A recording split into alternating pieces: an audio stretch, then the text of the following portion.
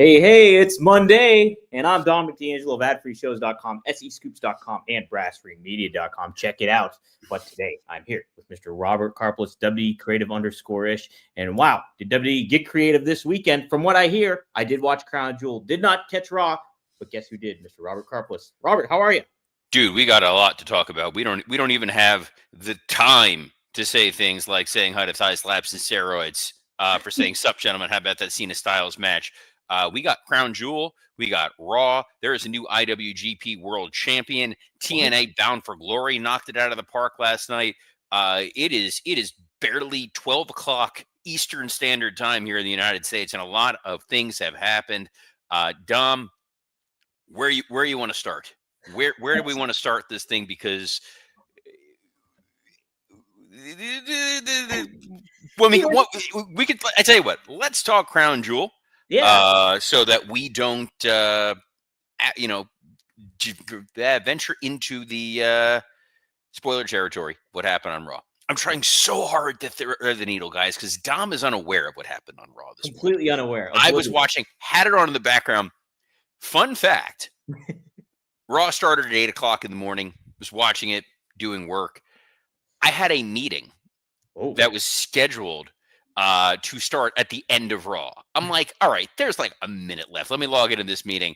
And I let out an expletive while watching. And I'm like, oh, no, I'm on an adult meeting with grown-ups. Kind of forgot. Marcus D'Angelo. Who's Marcus D'Angelo? Never heard of him. Oh. There's only one D'Angelo that I know in the business, and that's Lou. I mean, Dom. Yeah, there we go. There we go. Crown Jewel. Yes, Robert. Yes. I am all for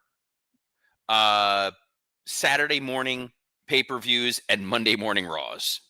You're all invested in that, huh? Dude, give me live wrestling in the morning. I've got the day ahead of me. This is like it feels like a prison sentence has been commuted. I have my Monday night ahead of me, and you all know me by now. I'm an old man. The fact that I get to go to sleep tonight at a reasonable hour, this is a big day. Isn't that nice? It is nice. Crown Jewel, Perth, Australia, they brought it. They sure did. They were all about playing all the hits. And wow, we got some hits on Saturday, I would say. It was Saturday, right? Yes, it was Saturday. It all blends in. But what do you think overall the PLE for Crown Jewel? Did they deliver meet expectations? Yes. Beginning, middle, and end, full stop. Yes. That was a hell of a PLE show to do, rewarding an international crowd that doesn't get a lot of WWE programming, built properly, so that everything on that show accomplished the goals that it needed to have. Dom, it's a 5-match card. We can get through it pretty quick. I'll let you start from the beginning. Right. So the opening match happened to be, I'm opening it up right now, Robert. Good Lord, dude. I expected you to be ready to. I thought you were going to have this like slipped in, locked in. You're a great producer. You got to be the perfect fit. And guys, speaking of the perfect fit, I was waiting. It was up while you were delaying. I want to talk about our friends at The Perfect Gene. I'm super excited because I have to go out of town next week, and I will be packing my pairs of the Perfect Gene. I got new sizes since I've shrunk since I got my last pair of Perfect Gene. Great thing about it is they could not make life any easier for you. They have a variety of different sizes that are going to fit any size and shape. There's 6 different fits, size ranges from size 26 to 50 waist, and lengths all the way up to 38. So not something Dom's going to have to worry about, but some of the taller folks there. You want to make sure this thing fits perfectly. There are over 5,000 different ways to find your perfect match for the Perfect Gene. It doesn't matter if you're thin, little thicker, little taller, little shorter. You are going to look like $1 million. And for a limited time only, our listeners get 15% off their first order plus free shipping at theperfectgene.nyc, or just Google The Perfect Gene and use code RUMOR15 for 15% off. That's 15% off for new customers at theperfectgene.nyc with that promo code RUMOR15. after your purchase. They're going to ask where you heard about them. Please support our show and tell them Rumor and Innuendo sent you. F your khakis, get the perfect jean, and F anybody who did not like Crown Jewel. Dom, go. Roman Reigns versus Bronson Reed opened the show. And I thought it was the best match you possibly could have had to open the show in Perth, Australia. What did you think, Robert? Australian street fight. We pretended to understand Australian rules football. We pretended to understand cricket references. Most of my cricket references, by the way, are either going to be that Jerry Seinfeld American Express commercial where they mentioned the wicked googly. Or there was an episode of Sports Night where they were talking about how the only sport going on at the moment was cricket, and that they did not quite understand what a cricket player accomplished. They're like, it's as if he threw 13 perfect games, but then in the last game gave up 9 home runs. It's a crazy ass sport. Great match, great opportunity in advance to tell a very compelling story. And I caught some of the pre-show. And the narrative of that pre-show was only one man has pinned Roman Reigns in the last 5 years. Do you know who that man was? Braun Strowman? Who? Cody Rhodes. Oh, okay. So the idea, and we talked about it on the preview. I'm not going to say that I got every match right on the show, but I got every match right on the show. And I said Bronson Reed needs to get this win to establish himself. So the fact that Bronson Reed pinned Roman, and we said because of shenanigans, we said there was going to be misunderstandings, there was going to be Three's Company wackiness. Rumor and Innuendo does nothing but ruin programming for you, even without spoilers. That's right. We're making you a smarter, more informed fan. The fact of the matter is, you've now teased Roman Reigns losing to Bronson Reed. So Bronson Reed accomplishing something only one man has done in the last 5 years, something Seth Rollins has not accomplished, something CM Punk has not accomplished. Only Bronson Reed. Great way to establish Bronson Reed as a monster. The fact that the Usos had that miscommunication, Roman complaining after, people say, I can't get it done on my own. All you're doing is feeding into that. You're furthering those seeds of dissension with Jay and Jimmy and Roman and trying to do the right thing. I thought it was a great opportunity right there to move the story forward and put the pressure on Seth Rollins in the main event. That Bronson Reed did his part. Seth, what are you going to do in that main event? And hey, we had that vignette too, or backstage promo between Bronson, the two Bronsons, and Paul Heyman, which really established the stakes for Seth and the stakes for the Vision moving forward as well. So I thought that was really compelling follow-up to that match as well, Robert. So good stuff there. Up next, we also had Tiffany Stratton and Stephanie McCool. And it was Stephanie McCool who got the win on Tiffany Stratton. Robert, you predicted this, and it makes plenty of sense to have McCool win. Man, I think there's such tangibility with Stephanie McCool as a babyface, and she's doing a really good job right now, Robert.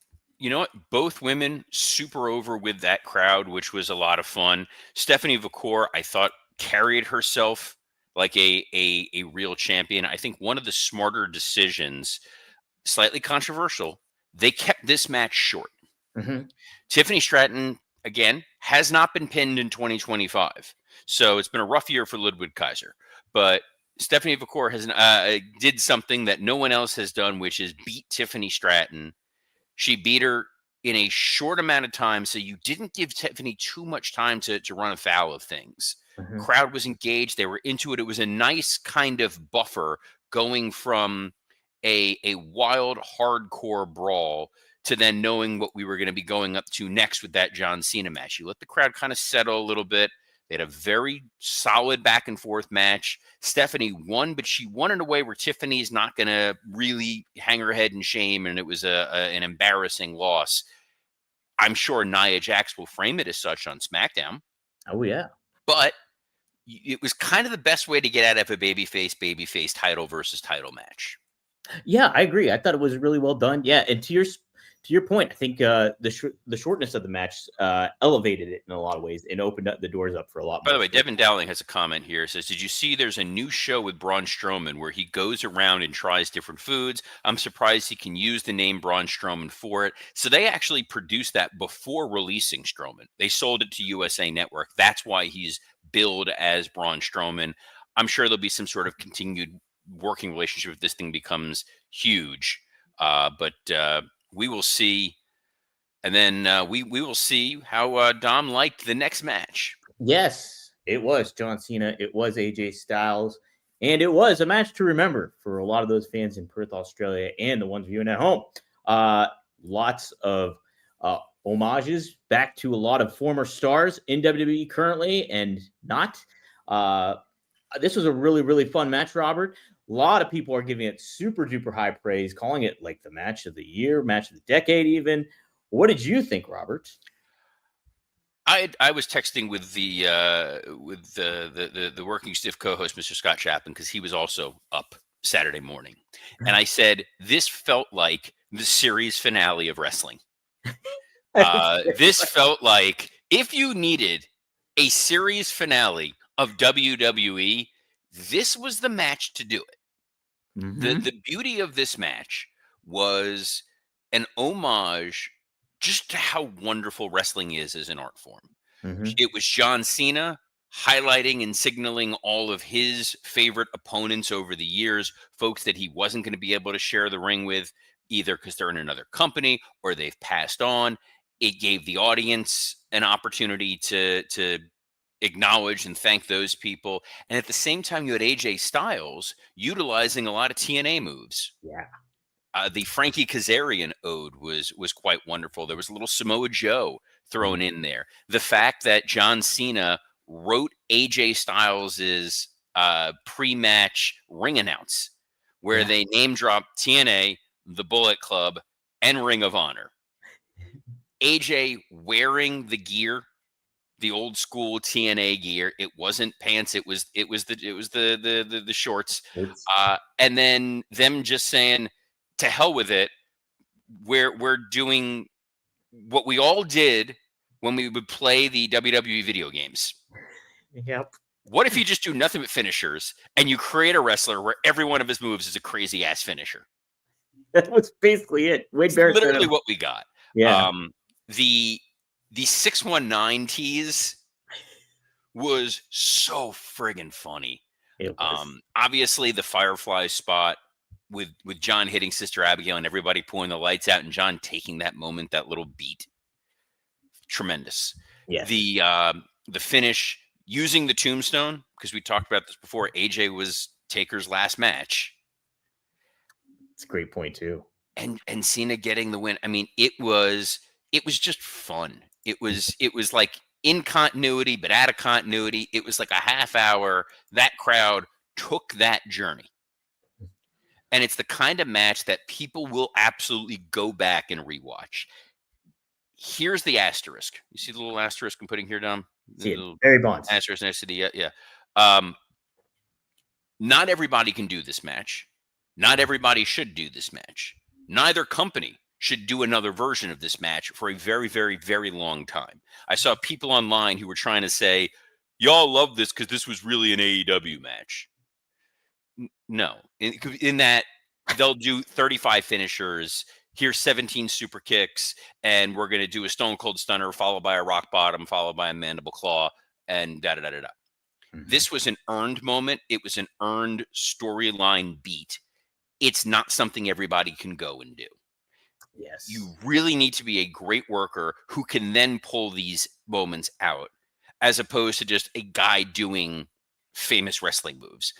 I had even joked when John did the skull crushing finale, do you think he's going to use Miz's other signature finisher, the figure four? Oh, correct. It's kind of like when Kevin Owens would do the Stone Cold Stunner. It didn't feel the same. Mm-hmm. I did liken it at one point to Eugene. You did. I saw that online. And that's okay. Mm-hmm. Because this was just a lot of fun. It was a great opportunity for these guys to just blow it out of the water. If they tried to have a straight up wrestling match and John Cena was going to have to try to go from transition to transition, it would not have been as good. Mm-hmm. I don't think he has what it takes to really keep up with AJ Styles at that level. So from this perspective, it was great. I feel like where we know they're potentially going with John over the next 2 months, which we'll get to in a little bit, it also makes a lot of sense. But from this perspective, for that crowd, this was a truly memorable match. Right. And I think it's an anomaly of what you're speaking of, because you have these two guys that have storied careers, both from primarily different companies until, about 10 years ago. And so you hit all the right notes. You cannot do this match, though, and make from a different perspective with different talent and make it feel special. This was like a special occasion, a special moment, and two talents that were right for the moment too as well. So yeah, Robert, this was great. I wouldn't necessarily call it the match of the year or anything like that. You could make it a candidate for sure, but absolutely. Here's why it's probably going to be match of the year for a lot of people. It very well might be my match of the year. If you had to look back and say what was the most memorable match of 2025, you're probably going to point to this match. Absolutely, it would be one. Yeah. Are there other moments? Sure. If the John Cena heel turn would have gone differently, maybe that would have been your biggest takeaway of the year. If there really was a barn burner 7-star can't miss match, maybe that would be it. It's kind of the way people go back and say the best match of WrestleMania 18 was Rock versus Hogan. Yeah, well, we'll have to see, because I think so far too. Yeah, to your point, I think this is John Cena's best match of 2025. So, yeah, interesting stuff, Robert. Smart booking on their part. Again, laying out a show. Yeah, I very much so, because this crowd, you knew they were going to be drained from this match. A lot of this is Austin Chains. They took that ride. They needed to settle down for a little bit before getting to the next match, and that next match was Rhea Ripley and Io Sky taking on the Kabuki Warriors. That's Asuka. That's Kairi Sane. And so happens that Rhea Ripley and Io get the win. Smart layout from a production standpoint. Kabuki Warriors come out first. Crowd still catching their breath. Hey, we're excited. Then Io Sky comes out clapping. And then that Rhea pop was Road Warrior pop. They knew that they were going to get that crowd back. There was no chance that crowd was going to be flat. If you switched the order and did this match second and did the women's crown jewel match fourth, it would have died a death.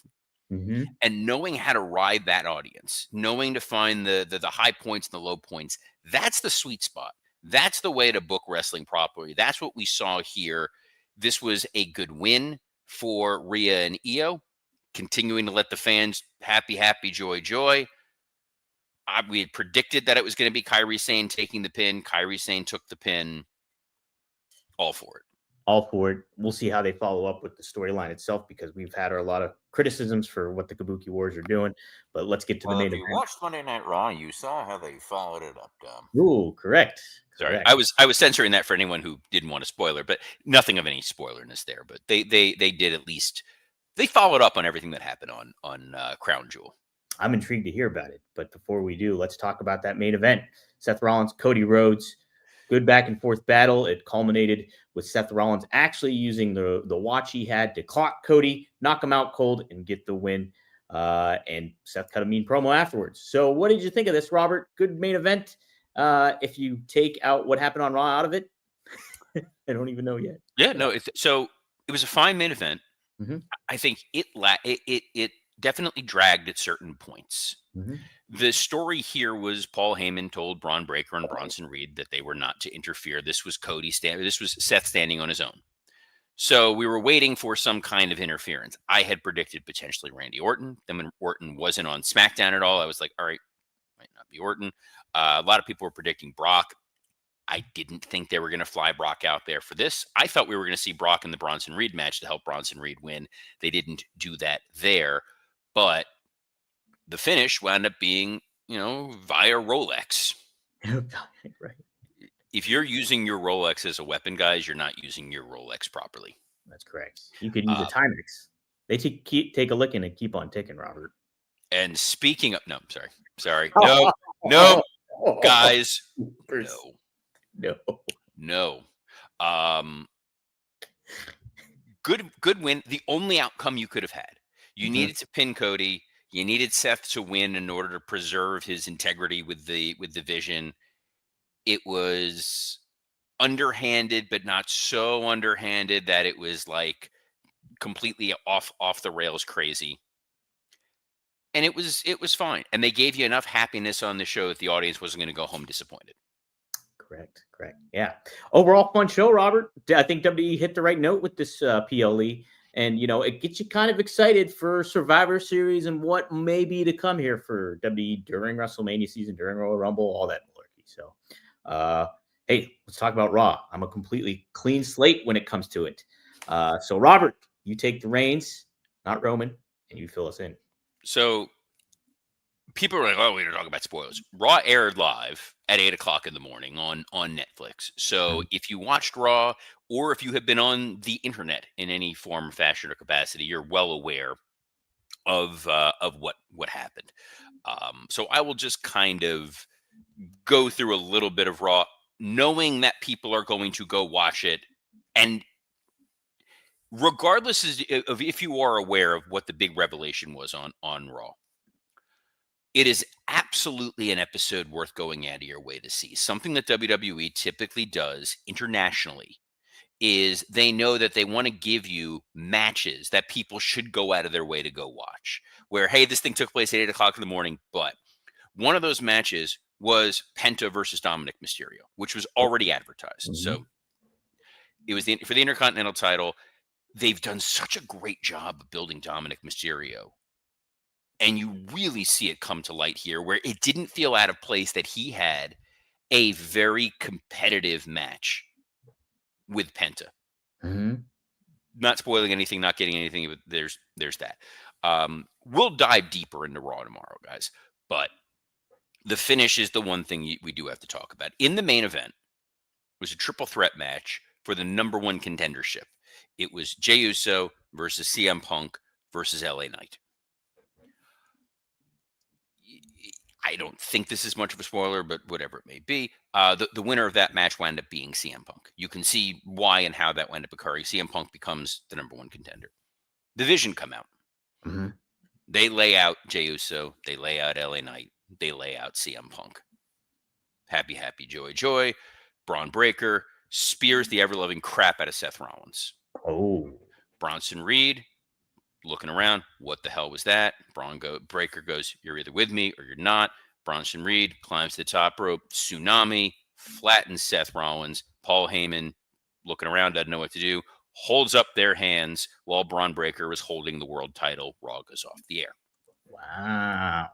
Now, there are two schools of thought as to what we witnessed on this show. On the one hand, big moment for sure, that the Vision seemingly has taken a brand new direction, brand new tone. Bronson Reed, Braun Breaker have been getting the job done. They've been teasing all along that Braun Breaker is a future WrestleMania main eventer. Why not now? Bronson Reed beat Roman Reigns. Why do they have to be subservient to Seth Rollins? Their time is now. Seth Rollins, earlier on this very episode of Raw, overly praiseworthy of Braun Breaker and Bronson Reed, overly praiseworthy of Paul Heyman. No signs of dissension that had been seen over the last few weeks. No signs of doubt. This is a united Vision. And then this happens. On the other hand, Seth Rollins has swerved our fan base before. He wound up aligning with Paul Heyman. He faked a real-life injury. As soon as CM Punk becomes #1 contender, all of a sudden, Braun Breaker, Bronson Reed, not on the same page as Seth Rollins. They've taken him out. Oh no, is Seth stranded on his lonesome? Or is this going to force CM Punk to let his guard down? And the fact that we don't know is why I'm like, we can address it now and talk about the rest of Raw and how we got to that finish later, because you can see the breadcrumbs throughout the show and where they're going to go from here. So Wrestling Old had asked, do you think Seth Rollins is injured? No, I do not. Because they would not have teased a CM Punk #1 contendership, or in anybody #1 contendership, if Seth Rollins truly was injured or hurt. Because Seth didn't wrestle on this show. So you could have given him a week to heal, come back, what have you. Saturday night's main event will most likely be Seth Rollins versus CM Punk, which is before War Games. So there was still plenty of time, plenty of opportunity, plenty of roadmap to get to. Seth is trying to recover from what happened from the Vision. He's clearly distracted. He's not in his right mind. He just went to war with Cody Rhodes. his own brethren have now turned on him, and now he has to try to overcome CM Punk. And no, just kidding. We were all still together. I fooled you. But it's 12:24 Eastern Standard Time in the United States, and the entire wrestling world is talking about what happened on an 8:00 in the morning Australian WWE Raw. And you will get people who will now go and tune in to Netflix tonight because they heard about this moment. They're going to want to go watch and see the show. Mm-hmm. It's a brilliant decision by WWE to go ahead and do this to get eyes. As to where it ultimately shakes out, I don't see this being real. Interesting. I genuinely think they wanted that shock moment, but if you take a step back and you try to think, okay, well, how does this make sense? Why would this make sense? Because then you have Seth as a babyface, who's your world champion. You have CM Punk, who's a babyface, who's one of your top contenders. You have LA Knight, who's a babyface, one of your top contenders. You have Jey Uso, theoretically, as of right now, is one of your top babyfaces. You got Roman, who's one of your top babyfaces. And then on the heel side, it's Braun Breaker and Bronson Reed. Right. It doesn't really pass the straight face test on a bigger perspective. On the other hand, they may just say, let's see what happens. They may work themselves into a shoot. The crowd may wind up totally buying this. And they may be like, you know what? We weren't really planning on going down this path, but we did. I liken it to years ago, we were doing a Batista Eddie Guerrero feud. Mm-hmm. And I've talked about this a couple times with this good situation here. We needed a way to, like, how do we get to Batista versus Eddie in a rematch that makes sense? And the idea was going to be that Eddie was pretending to be Dave's friend. Mm-hmm. And then what happened was people went nuts for it. They loved being able to cheer Eddie. They loved being able to cheer Eddie and Dave together. They liked the camaraderie of them as friends.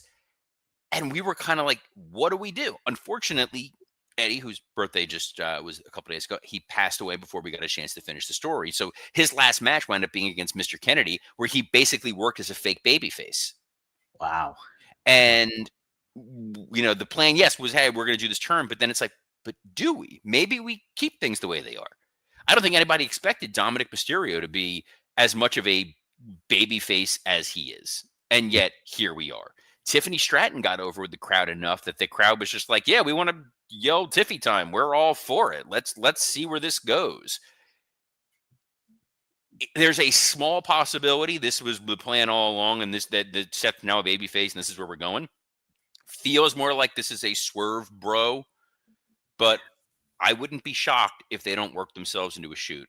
But something that is an absolute shoot, that is concrete, take it to the bank, carved in stone, so that myself and Mr. Dominic D'Angelo will be back tomorrow, as we are every Monday through Friday at noon Eastern on a plethora of platforms, including the WW Creative _ ISH account, the @Dominic D'Angelo X account, the @SE Scoops X account, and on YouTube on Rumor and Innuendo and ad-free shows.